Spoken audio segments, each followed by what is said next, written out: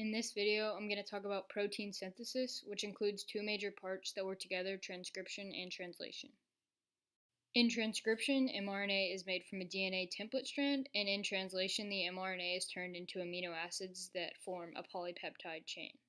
The first step of protein synthesis is transcription, which has three parts: initiation, elongation, and termination. In initiation, the RNA polymerase binds to the promoter region on a DNA strand, and transcription begins. Then, in elongation, RNA polymerase moves down the DNA template strand, and complementary RNA nucleotides are added to the growing RNA strand in the 5' to 3' direction.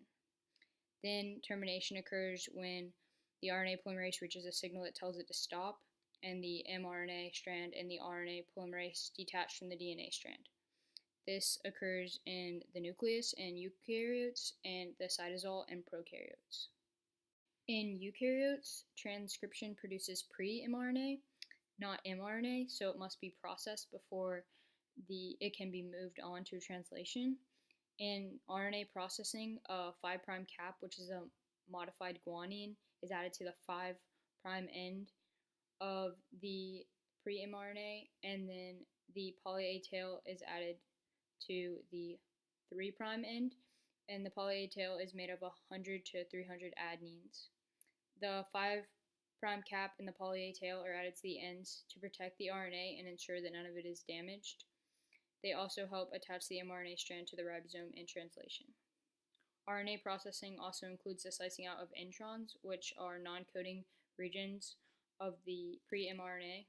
When the strands only have exons, it's referred to as mature mRNA, and the mRNA can then leave the nucleus and go to translation.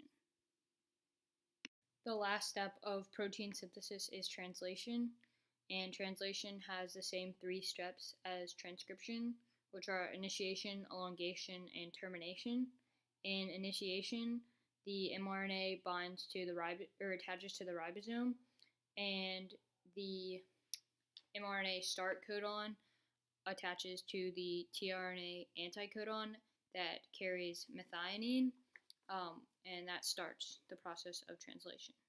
The second step of translation, elongation, makes up the majority of translation. In elongation, amino acids are brought to the ribosome by tRNA anticodons and linked together to form a chain. The tRNA anticodons carrying amino acids enter at the A site, right here, and bind to the mRNA codon. They line up the correct amino acid to be added to the polypeptide chain. Then at the P site, the polypeptide links to the new amino acid, which elongates the chain. And then the mRNA is shifted forward in the 5' to 3' direction, and the tRNA at the E site exits the ribosome, which makes room for a new tRNA anticodon to come in and continue the same process. The polypeptide continues to form until termination occurs, when a stop codon is reached. Then the finished polypeptide is released to go off and do its job in the cell, and the ribosome disassembles. There are a number of mutations that can occur during protein synthesis. One of those mutations is a silent mutation, which is which results from one incorrect nucleotide, but doesn't affect the amino acid that the codon codes for. There's also a missense mutation, which is a point mutation where a single nucleotide is incorrect, which does result in a codon that codes for a different amino acid. There's a nonsense mutation that is a point mutation that results in a premature stop codon.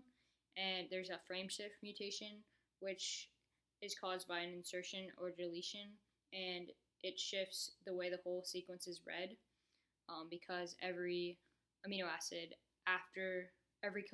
and amino acid after the mutation is affected. Mutations can cause proteins to be made improperly or not be made at all, and they can have a variety of effects depending on what the function of the protein was.